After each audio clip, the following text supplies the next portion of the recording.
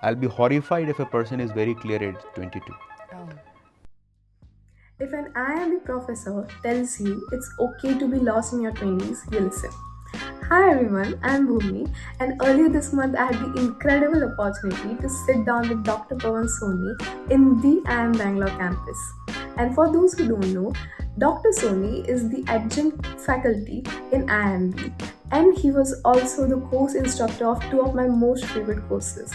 He is an expert in innovation and strategy, and also the writer of two best-selling books, Design Your Thinking and Design Your Career. So, in this conversation, we are going to dive into the things that they don't teach you in books, internships, or career pivots, and why your 20s should be more about exploration rather than execution.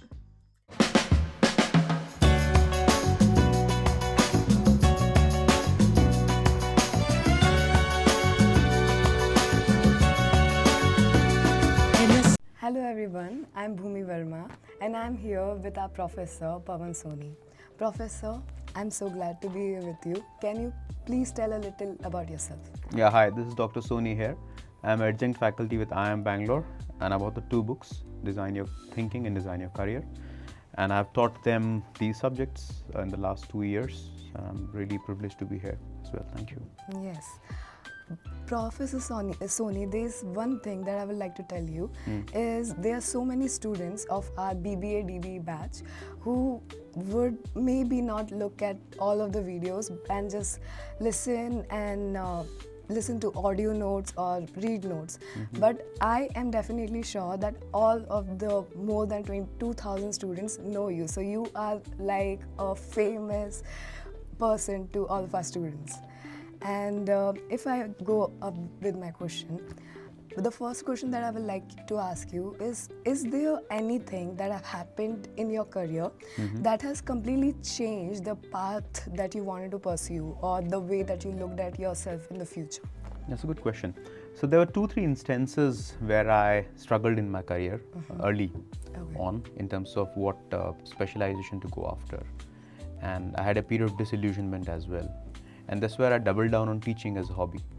So on the weekends I used to go out and teach, on the evenings I'll go out and teach, and that's when I discovered that teaching is something that would go along well. Also writing. So this was a career transition. So in a sense I was moonlighting with my full-time job, and on the sidelines I was teaching. And that's when I thought I'll double down on teaching and researching, and that's when I joined IIMB. So that was one major shift. And second was exiting IIM Bangalore. So when I was in IIM Bangalore, I went up to my PhD guide, and I thought that he had great plans about my career. But when I went up to him, he did not. Oh. And that's when I realized that I have to own my own career. My supervisor, nobody in the world is going to be bothered about me as much as I should be. And that's when I decided that I need to start a company. Okay. So I'm very happy that it so happened. I was really disappointed on that day, frankly. But then on the hindsight, it was allegedly the best day that could have happened, because it gave me the confidence and the clarity that I need to pursue my own career at my own accord and then start my consulting company. So that helped. So reading, writing on one plank, consulting on another gave me enormous freedom. Yeah. And I'm enjoying both the spheres. Well, that totally makes sense. Even for students, we usually hold so much expectations of others that this person will expect me to be this XYZ. But in the end of the day, we have to hold our own accountability, and we need to realize if something is happening with us, it's because of me and I did something like that. Yes. Do you think that way? Yeah, exactly. Nobody is even remotely bothered about you as much as you think they are. So if you don't own it up, then somebody owns you. Yes. Then you are kind of pretty much running your life on others' terms. And in our societies, that has been the case for the longest time. Initially, it was our parents, and then our friends, and then our spouse, and henceforth and so on. So I think if you can get a hang of it, that you are singularly accountable to what happens to you, and there's no fallback option, suddenly you get clarity in life. Right. So it happened to me on a couple of occasions. So I'm glad. Yeah. So the second question that I have from you is, many students feel lost despite being in the top institutions. How can a student develop clarity about their direction? So the first thing is that you don't have to be clear till about age 30. Okay. One of the mistakes, and I've met a couple of your batchmates just an hour back in the campus, and I think the mistake that people often end up making is that they think that they need to be clear upfront about their life and career. And so in your 20s, you should have a long sampling period. Okay. Dabble with multiple things. Don't try to commit yourself to any trajectory. The thing is, life is long. Right. So you can afford to waste a few months in your life. Okay. By wasting a few months in your life, you can save a lot of years and decades in your life. So when I was in my 20s, I was absolutely lost. My actual epiphany moment came at the age of 27 or so. Okay. Till about 27 years of age, I was consulting, I was into marketing, I was into doing some sales and all these different dimensions of life. So my advice to the young people would be that spend this time developing a range in your life. Try to sample as many roles as you can, and this is the best institution that you could possibly have. The mistake people often make up is that these online programs are a second fiddle to the primary focus of IIMB, which is PGP, which is not the case. The future of education is online. We cannot scale a classroom setup. In the last 50 years or so, we have just managed to have an intake of close to about 600, 700 people, which is not sustainable. But via these programs that we are doing with you, we can scale exponentially. Right. In just about 2 years' time, we have touched so many people. And this Yes. content is an asset which we have with us. Yes. So I think this content is very well made. Uh-huh. It's one of the best content that you would see online coming out of India in the space of management. So use the content well. It's a high density content, which means in an hour of class, we have packed so much that typically Yes. takes 3 hours in a physical session.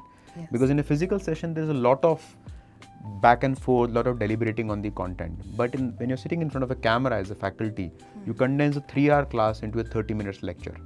Yes. It's very powerful. It's very high density content. So use it. Read the books like these and the many others which are given to you. Do projects, short projects, and then try to see that you have covered a huge amount of ground. Okay. I'll be horrified if a person is very clear at 22. Oh. Because a 22-year-old clarity is nothing but dogmatism. Okay. You are not clear. You have heard somebody who says this is what you ought to do. Yes. And you have simply been dogmatic about what you have heard. Yeah. A guy at 32 is clear because he has experienced life. So 22, 23 till about 27, even 30 years of age, if you're dabbling with multiple things, it's pretty okay. From 30 till about sort of 60 years, you consolidate your career. So that is how you have to have delayed specialization. It's like having too many choices and then getting to know which one you are best at. Exactly. And then choosing the best one out of And I'll give you an example of Roger Federer versus Andre Agassi.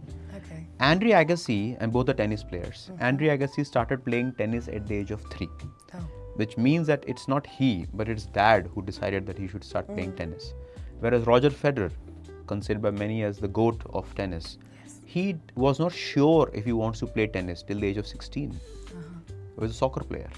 Oh. Roger Federer was a soccer player. Yes. But when he was playing soccer, both in Swiss as well as in France, he developed dexterity, he developed athleticism, team spirit, and all of that he brought to his game.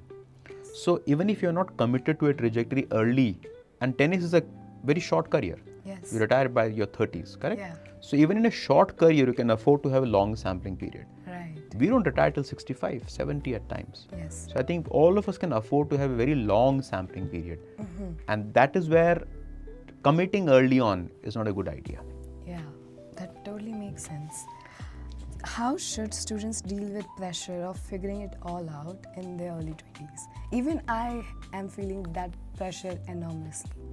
Yeah, as your colleague said, the good thing is to reduce your zone of concern. Ah, right. We need to reduce your zone of concern. Don't be too perturbed about too many In things. your book, you said that we should only have 5 people in our major zone of concern. That's about it. Yeah. If you can be deaf to people around you, deliberately deaf. For example, Thomas Edison. When Thomas Edison achieved greatness, one of the people asked him that, what is the secret of your greatness? And Thomas Edison said that for the longest time I could not hear anything. Oh. Starting age 12, Thomas Edison was deaf. Right. So when you can't hear, people don't socialize with you. You are outcasted from party. You can't hear criticism. So I think a bit of deafness is required in life. You should be just deaf to criticism and deaf to what people are doing around. The more you observe people, the more you start comparing yourself with them unconsciously. But what we need to understand is that every person is unique. So discover the uniqueness in you, and don't compare. Well, what you just said is just amazing. It just changed the way that I'm thinking right now. What matters more during college? Grades, skills, or networks? All three. Grades are important. Okay. The reason grades are important is because a person who has a habit of studying well, a habit of securing good grades, carries the same habit throughout their life. Okay. It's a signaling mechanism. A person who wants to ace an exam is the one who is systematic, who studies, who knows how to go about it, and who can do a good job in the exam under pressure. These skills are required throughout your life, Yeah. right? Throughout your life, whether you are sitting in interviews, whether you're working in an organization, leading a company. Yeah. Networking is important, but the caveat with networking is that the networking should be of intellectual nature Okay. and not necessarily emotional nature. So what Yes. happens in large campuses is that people develop a huge body of people around them which are emotionally pulling them down often or pulling them in 10 different directions, but intellectually they're thinking the same. Right. So a network is one where you have intellectual variety. Right? We need to have very high intellectual variety. So I'm not very keen on chasing people either. So if you can have few people who intellectually give you the kind of a challenge, and you are good on top of your game in terms of academics, I think that's a good time spent in the campus. Yeah, that totally makes sense. How can students identify their strength when they haven't had much real world exposure yet? And that actually makes sense for our own course, because it is an online course. But we are diversing more. So what would you say about it? I think real world experience is overrated. Oh, okay. Yeah, when I go to organizations, I often realize that people are running companies using common sense. When you go out, when you work in large organizations, even small organizations, you start realizing that people are not using the science and the methods and techniques which you were taught earlier. So a person who doesn't have huge work experience, Yeah. he may be considered naive, but I think he is exactly the kind of person who can change the things. So I Because would he never. brings new thinking. It brings new thinking. Otherwise, if you are too seasoned, you'll just be thinking like them. Yeah. You're just hands without any brains. Yeah. So I think the youth has the energy to disrupt things, change the status quo, and they should not feel obliged to go and join a company and then learn the ropes. It's not required. But we are in such a big race of competition. We are seeing other people get internship in big high-tech companies. So that Ask them what are they doing basically in those internships. That will be a very sobering thought for you. When they tell you exactly what they're doing, then you would realize that you're better off not doing that. Most people don't do consequential stuff in large organizations. okay. Yeah. If there's something you would like to tell the people who are in like from 18s to 25, what would you tell them to do? Three things, guys. The first thing is that you need to have a long sampling period. Spend as much time doing as many things as you can and accept failure. What I would say is that accept the rejection and reject the acceptance is the first thing. The second thing is don't chase people. When it comes to network, I strongly believe that you need to have content. People will come to you, come what may. And the third critical thing is be deaf. Yeah. Don't try to imitate and emulate people, whoever you consider as great, because today's doctrine can be tomorrow's dogma. Thank you so much. That really. Thank you so much for this interview, Dr. Soni. And I'm so grateful to actually sit and talk with you. And by the way, these two books have changed my routine, and that is all about creativity. You taught us creativity in our first course. Yes, thank you so much. Glad. Thank you so much.